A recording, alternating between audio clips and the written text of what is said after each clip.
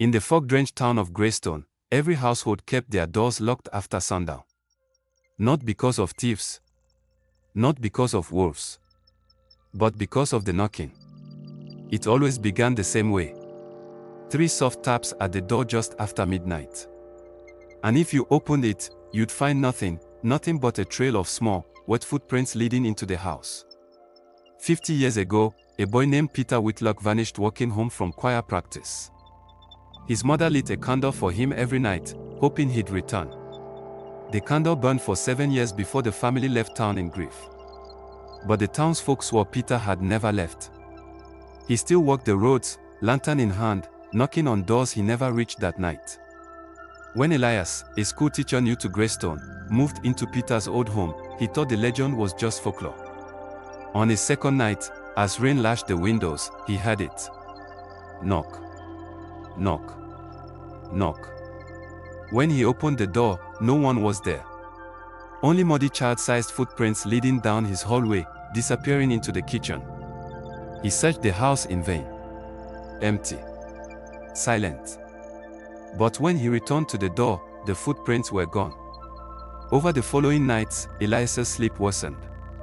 Sometimes he woke to the sound of humming an off-key choir hymn, echoing faintly through the halls. Sometimes he found his dining chairs pulled away from the table, as if someone had sat there.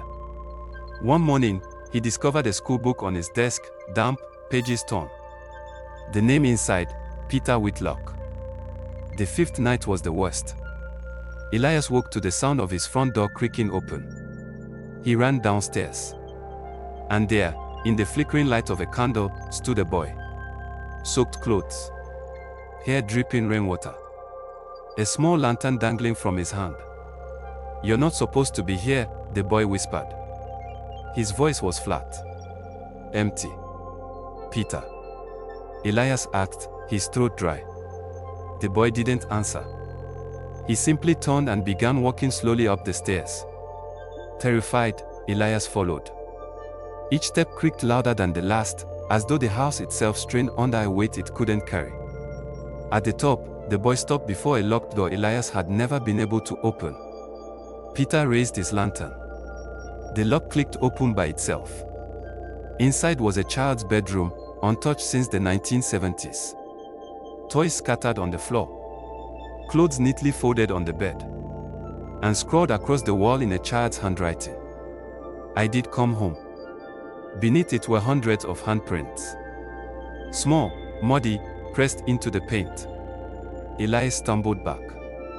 But the boy turned, smiling now, too wide, too sharp. Behind him, more children crawled out from the walls, dripping wet, hollow-eyed, their voices rising in a whisper. "You opened the door. Now we can all come home." The next morning, neighbors found the Whitlock house silent once more. The teacher was gone. But when the fog lifted, the children of Greystone noticed something new. At night, as they peeked from their windows, they saw a schoolteacher walking the streets, lantern in hand. And if you listen closely, the knocking hasn't stopped.